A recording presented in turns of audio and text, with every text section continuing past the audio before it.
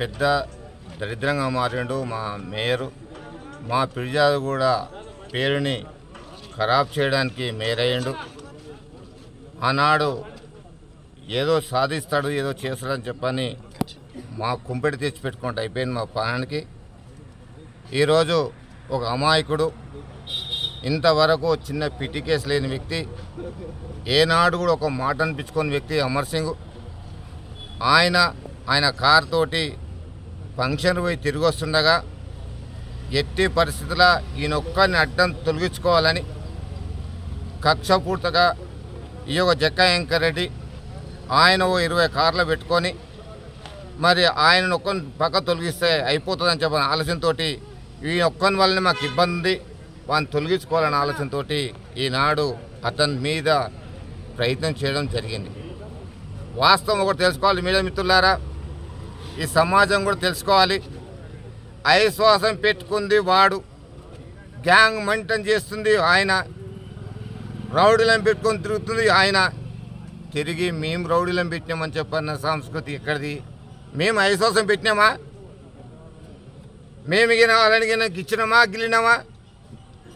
మమ్మల్ని వాళ్ళు తప్పించుకోవడానికి వాళ్ళు చేసిన పొరపాటుని కప్పించుకోవడానికి మేము దాడి చేసినామని చెప్పని, మా అమర్ సింగ్ దాడి చేసినా చెప్పని. అరే మీరన్నా ఎస్టీ అట్రాసిటీ కేసులో లఫూటోలు, మీరు ల్యాండ్ కబ్జాకోర్లు. మరి మా అమర్ సింగ్ మీద మా సపోర్ట్ మా కాంగ్రెస్ నాయకులకి ఎవరైనా కబ్జాలు చేసిన దాఖలాలు ఉన్నదా? క్రిమినల్ కేసులు మీకున్నాయి, దౌల్బాజోలు మీరు. మా ఊరు పేరు నాశనం పట్టేయడానికి వచ్చారు. ఇవాళ మేము కబ్జా అనేది ఎంత మటుకు సంబంధం చేసామని తెలుస్తున్నాం. అవిశ్వాసం పెట్టుకుంటారు మీరే, గుండాలను పెట్టుకుంటారు మీరే, తిరిగి మళ్ళీ మేము గుండాలను పెట్టినామని చెప్పని మరి మీడియా మిత్రులు కూడా మాట్లాడడం ఎంత మటుకు సంబంధం చేసామని చెప్పి తెలియజేస్తున్నాను. ఖచ్చితంగా డీజీపీ గారు వీళ్ళ మీద తగిన చర్య తీసుకొని అమర్ సింగ్ మీద అటాక్ చేసిన వారిపై తక్షణమే చర్య తీసుకోవాలి. ఈ అట్రాసిటీ కేసు నమోదైన ఈ జక్కా వెంకరెడ్డిని తక్షణమే రిమాండ్ తీసుకోవాలి. ఈ హత్యా రాజకీయాలకు నాంది పలుకుతున్న ఇతన్ని ఖచ్చితంగా ఇసుంటి దుర్మార్గులు మాకొద్దు, వీళ్ళని తొలగించాల్సిన అవసరం ఉంది. ఈ సమాజానికి ఈ ప్రజలకు పనికిరాని వ్యక్తులు కాబట్టి ఈనాడు వాళ్ళ పదులు కాపాడుకోవాలి, వాళ్ళ డబ్బులు సంపాదించుకోవడానికి పార్కులు అమ్ముతీవి, 14 పార్కులు అమ్ముతీవి, రోడ్లు అమ్ముతీవి, ఇరిగేషన్ ల్యాండ్లు అమ్ముతీవి, 4 ల్యాండ్లు అమ్ముతీవి. ఒక రియల్ ఎస్టేట్ వ్యాపారి వచ్చి రాజకీయాలకు వస్తే ఈ యొక్క పిడిజాతి కూడా బస్సు పట్టించి నీ తప్పులు కప్పించుకోవడానికి మరి ఈ విధంగా ప్రయత్నం చేయడం ఎంత మటుకు. ఈరోజు పిడిజాదిగూడలో ఒక కళ్ళ కట్టినట్టు ఒక సినిమా తీసినట్టు ప్రతిదీ కూడా వాళ్ళు చూపిస్తూ ఉన్నారు.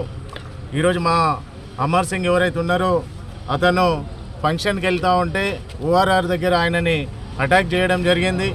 ఈరోజు ఏదైతే అవిశ్వాసం అనేసి డ్రామా తెర మీద తీసుకొని వచ్చారో అదంతా కూడా చాలా తప్పిదం జరుగుతూ ఉన్నది. మా కార్పొరేటర్లతోటి ఏదో తీర్మానం అనేసి సైన్లు పెట్టించుకొని దొంగసాటుగా మా దగ్గర 16 మంది ఉన్నారు అనేసి అంటున్నాడు. ఈరోజు ఉన్న వాళ్ళ కార్పొరేటర్లలో మా ముగ్గురు మా కాంగ్రెస్ పార్టీ నుంచి గెలిచిన వాళ్ళని తీసుకొని పోతూ ఉన్నారు. మా వాళ్ళు అడుగుతుంటే కూడా సమయం ఇవ్వకుండా దొంగదారిగా తీసుకుపోతూ ఉన్నారు. బీఆర్ఎస్ పార్టీ ఈరోజు ఎంత అన్యాయం చేస్తూ ఉన్నది ప్రతిదీ కూడా చూస్తూ ఉన్నారు ప్రజలు కూడా.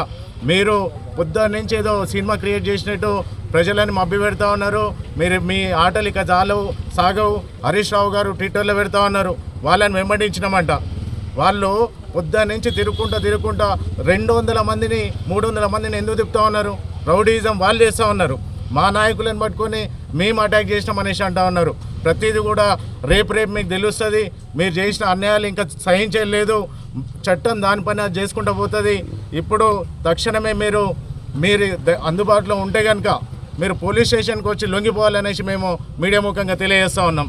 ధన్యవాదాలు అన్న. ఇంకోటి అమర్ సింగ్ అటాక్ చేసిన చెప్పేసి అంటుంది, దాని గురించి. అమర్ సింగ్ ఫంక్షన్ పోతూ ఉంటే వాళ్ళు ఏదో క్రియేట్ చేసుకొని అమర్ సింగ్ని అటాక్ చేస్తే ఆయనకు బీపీ ఎక్కువ, ఇప్పుడు హాస్పిటల్లో ఉన్నాడు.